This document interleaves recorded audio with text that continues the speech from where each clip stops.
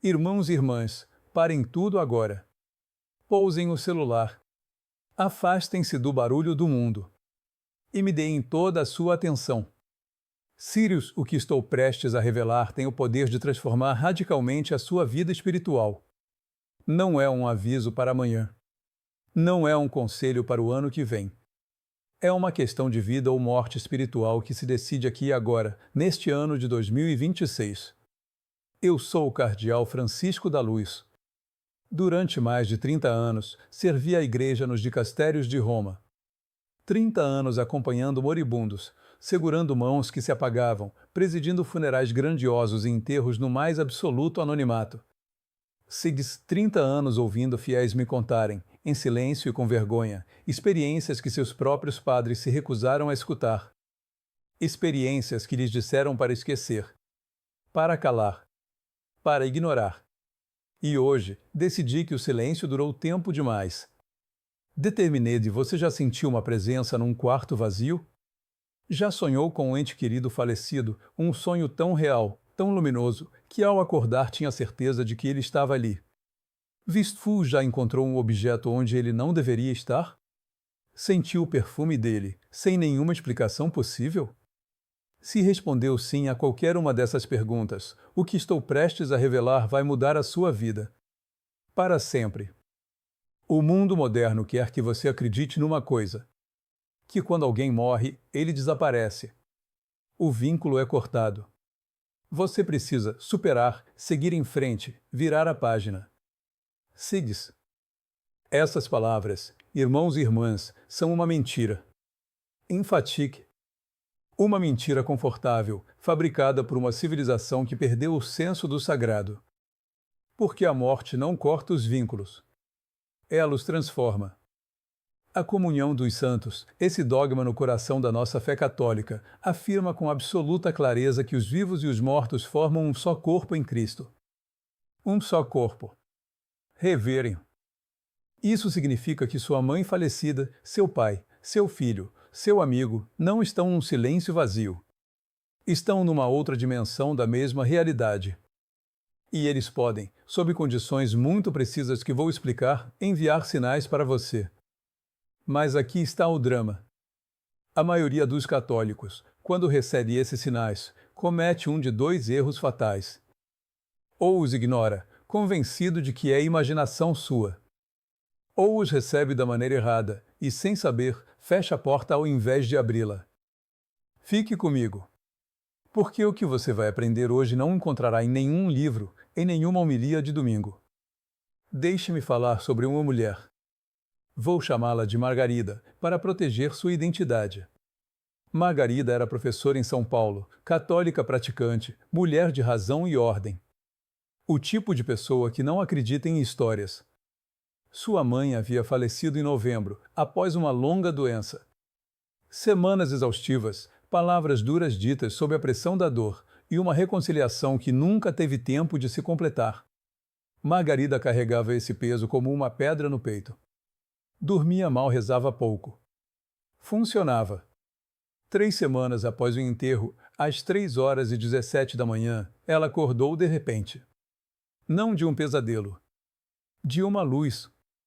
Em seu sonho, se é que se pode chamar assim, sua mãe estava diante dela. Não doente. Não sofrendo. Luminosa. Ela não falava. Sorria. E segurava nas mãos uma rosa branca que estendia para Margarida.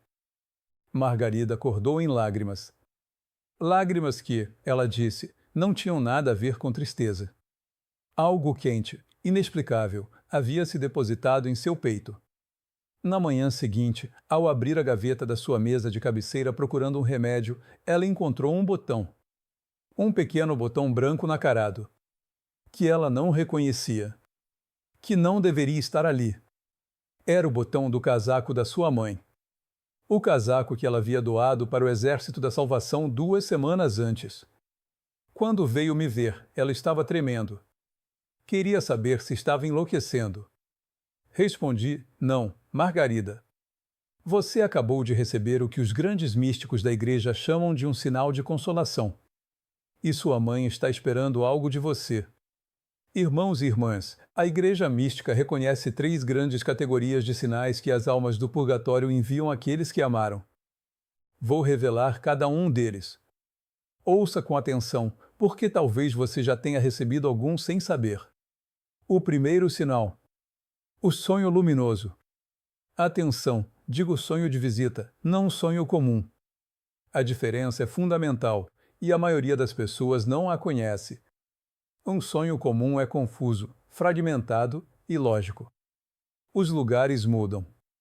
Os rostos se deformam. Ao acordar, ele desaparece em minutos. O sonho de visita possui características muito precisas que os místicos documentaram por séculos. Primeiro, uma luz particular. Não a luz do sol. Uma luz interior, como se as pessoas presentes irradiassem de dentro. Segundo, a paz. Uma paz totalmente estranha ao nosso mundo.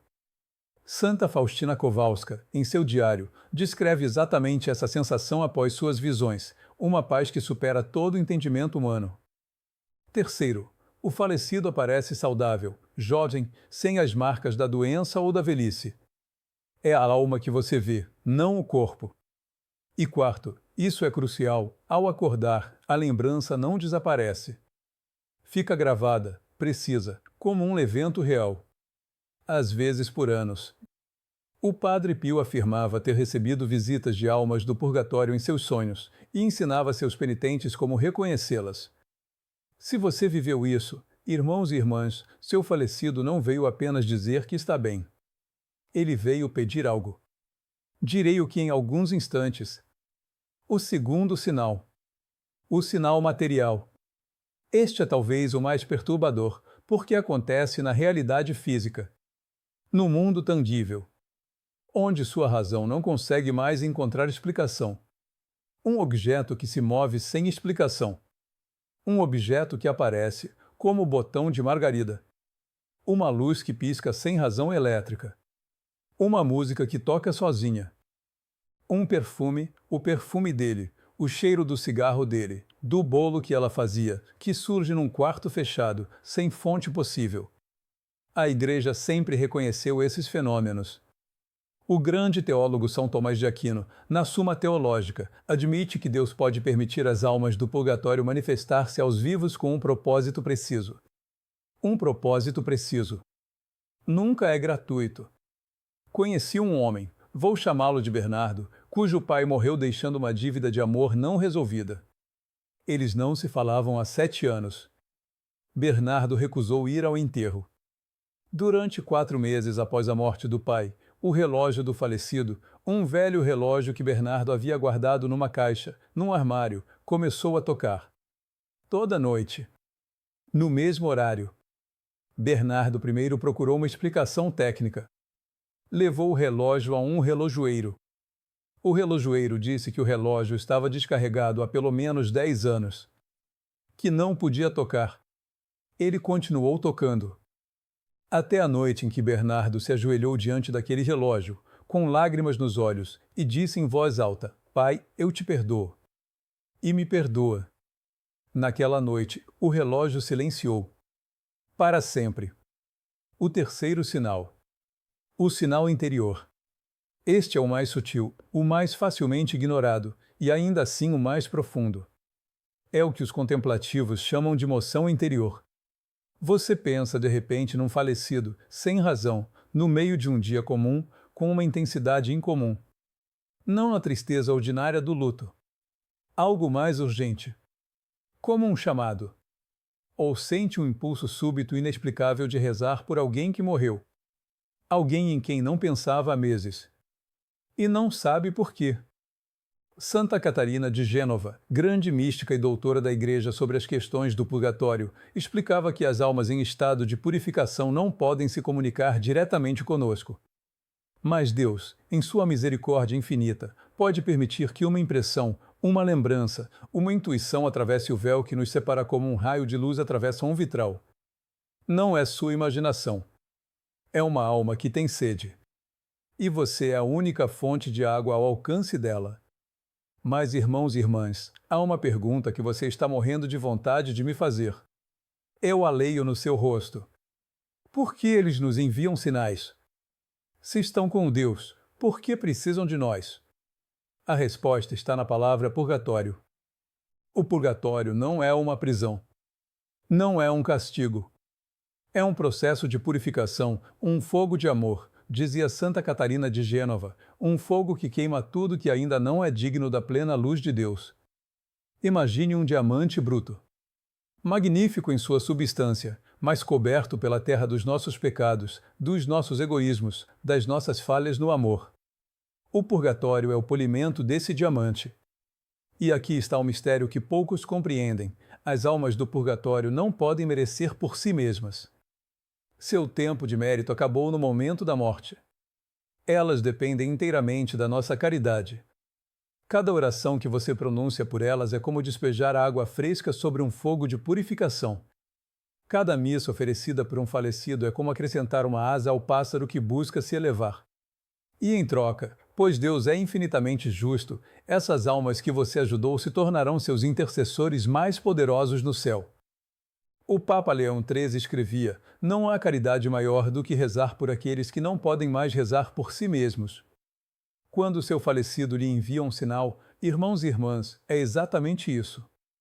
Um chamado à caridade. Ele não pode falar, mas pode tocar.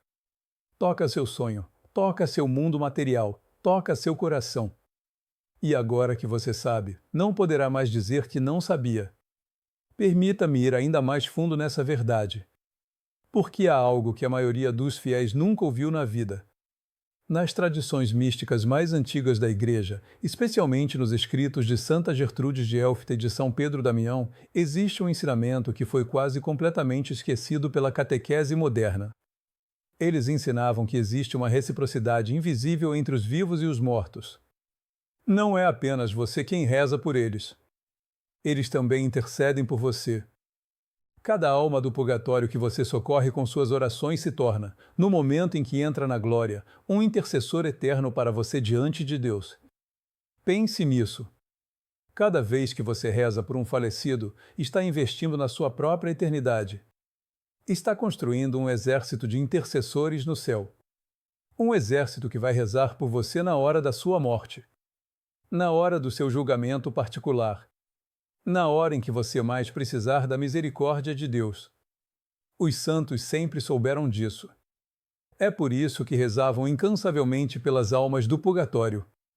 Não apenas por bondade, por sabedoria espiritual. E você pode fazer o mesmo. A partir de hoje. A partir deste momento. Mas preciso lhe dizer uma coisa importante. Uma coisa que muitos ignoram e que pode ser perigosa. Nem todos os sinais vêm das almas do purgatório. A Igreja, em sua sabedoria, sempre ensinou que existe uma contrafação espiritual. Um imitador. Como distinguir um sinal verdadeiro de um falso? O sinal verdadeiro deixa você em paz. Mesmo que seja perturbador no primeiro instante, deposita finalmente serenidade, amor, desejo de rezar mais. O sinal falso deixa você na agitação, no medo, na fascinação doentia, na obsessão. Afasta você da oração ao invés de conduzi-la. Se você recebe um sinal e se sente chamado à oração, é de Deus. Se se sente chamado a buscar outros sinais, a consultar médiuns, a entrar em práticas esotéricas, fuja. Fuja sem olhar para trás. A resposta certa a todo sinal autêntico é sempre a mesma. E vou lhe dar agora. Irmãos e irmãs, aqui está a oração que lhes dou. Recitem-na esta noite. Recitem-na cada vez que pensarem no ente querido falecido. É curta, mas carrega a força de toda a Igreja atrás dela. Rezem comigo. Senhor Jesus, tu que venceste a morte pela tua própria paixão, olha com misericórdia infinita para a alma do teu servo. Lava suas manchas pelo precioso sangue da tua santa face. Que a minha oração seja para ele um orvalho de frescor, uma veste de luz e uma força para suportar o esplendor da tua santidade. Não olhes para suas falhas, mas para a fé da tua Igreja que implora por ele. Concede-lhe, Senhor, o descanso eterno, e que a luz sem fim brilhe sobre ele. Amém. Irmãos e irmãs, façam dessa oração a sua respiração diária. Não a reservem para o cemitério. Não a guardem para os aniversários. Digam-na ao acordar.